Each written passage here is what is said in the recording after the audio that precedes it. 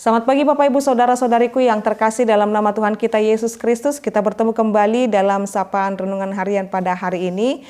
Hari ini merupakan hari terakhir di bulan Juli. Puji Tuhan, kita boleh ditibakan Tuhan pada 31 Juli 2024 ini. Kita mendengarkan renungan harian, mari kita berdoa.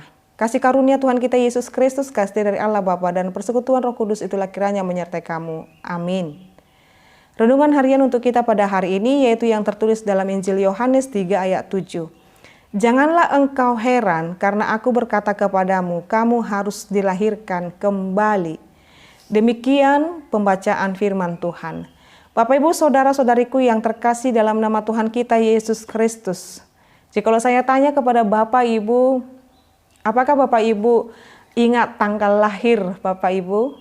Ya pasti kita akan berkata, iya Inang, saya ingat tanggal lahir saya karena setiap tahun saya boleh merayakannya. Atau setiap tahun saya berdoa kepada Tuhan, buat perkenanan Tuhan saya boleh dilahirkan ke dunia ini. Bahkan tidak sedikit atau bahkan pada umumnya kita mengingat sudah berapa usia kita selama kita hidup di dunia ini. Mungkin kita akan berkata ada di angka 43, ada di usia 37, 50, bahkan 70, 80, atau bahkan Bapak Ibu Saudara-saudariku di usia yang mungkin sangat muda dan yang saat ini juga sudah Tuhan berikan umur yang sangat panjang. Bapak Ibu Saudara-saudariku, tapi jikalau saya bertanya kembali kepada Bapak Ibu, pertanyaan kedua adalah apa Bapak Ibu Saudara-saudariku mengingat umur berapa Bapak Ibu dilahirkan kembali?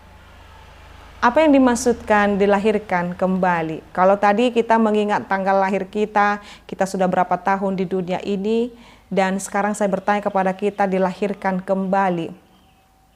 Dilahirkan kembali yang dimaksudkan di sini adalah Bapak Ibu benar-benar mengalami, percaya, dan hidup berkenan di hadapan Tuhan Yesus Kristus.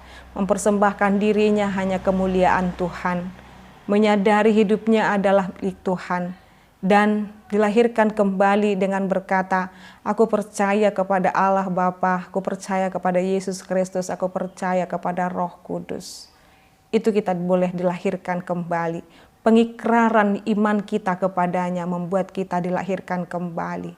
Membuat kita menjadi manusia dan hidup baru, mengalami Tuhan sepanjang hidup kita, menjauhi segala dosa, menghindarkan diri kita dari perbuatan-perbuatan keji, perkataan-perkataan yang tidak baik, atau menjauhkan daripada diri kita daripada hal-hal niat dan pikiran yang tidak baik. Bapak Ibu Saudara-saudariku percaya kepada Yesus Kristus dan berperilaku dan meniru karakter Kristus merupakan lahir kembali, hidup baru. Tidak lagi menyamai diri dengan dunia ini, tidak lagi mencintai dosa, tidak lagi mencintai kejahatan, tidak lagi mencintai dendam. Tuhan mau berkata kepada kita, berilah dirimu dilahirkan kembali dengan menerima sesungguh-sungguhnya bahwa hidup kita adalah milik Kristus dan harus kita jalani sesuai dengan kehendaknya. Maka dalam hal ini dikatakan janganlah engkau heran karena aku berkata kepadamu kamu harus dilahirkan kembali. Hidup percaya kepadanya dan mau ketika kita dibaptis dan ketika kita masuk dalam baptisan itu adalah saat-saat kita dilahirkan kembali dan menikmati kehidupan hidup berkenan di dalam Yesus Kristus. Mari Bapak Ibu Saudara-saudariku, firman Tuhan ini mengingatkan kita setiap harinya kita mau dilahirkan kembali hidup berkenan di hadapan Tuhan. Semakin menjaga perilaku, perkataan kita supaya hidup berkenan di hadapan Tuhan. Mengapa? Karena kita adalah anak-anak Kristus, tantangannya, dan kita akan kembali kepada Dia. Maka dalam hal ini Bapak Ibu Saudara-saudariku, selamat lahir baru dan dilahirkan kembali dalam iman kepada Yesus Kristus. Amin, kita berdoa. Ya Allah Bapa kami, terima kasih buat firman-Mu, kami boleh dilahirkan di dunia ini, kami boleh dibaptis dalam nama Allah Bapa, Anak, dan Roh Kudus, dan juga kami mengikrarkan iman kami kepada Allah Bapa, Yesus Kristus, dan Roh Kudus. Biarlah hidup kami Tuhan yang dilahirkan baru, menjadi berkenan di hadapan Tuhan. Perilaku kami semakin baru Dan kami tidak memakai lagi manusia lama yang penuh dengan dendam, iri hati, dan kebencian. Tetapi hidup kami penuh dengan belas kasih, penuh dengan damai, pengampunan. Jauhkan kami Tuhan daripada hal-hal yang tidak baik. Engkau menjaga hati dan pikiran kami berkenan di hadapan Tuhan. Sekiranya ada Tuhan yang menyakiti hati kami, biar kami belajar mengampuni. Dan sekiranya Tuhan kami sadar atau tidak sadar melukai hati sama kami, ampuni kami supaya lebih baik lagi, supaya kami menjadi pribadi yang menyenangkan hati Tuhan.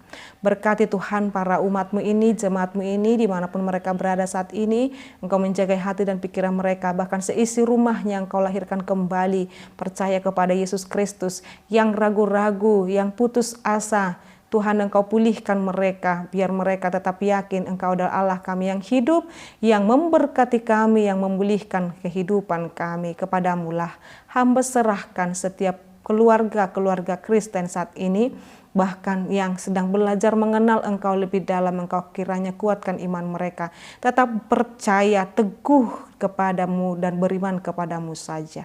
Dalam nama Yesus Kristus kami berdoa dan mengucap syukur. Anugerah daripada Tuhan kita Yesus Kristus, kasih dari Allah Bapa dan persekutuan Roh Kudus, itulah kiranya menyertai kamu.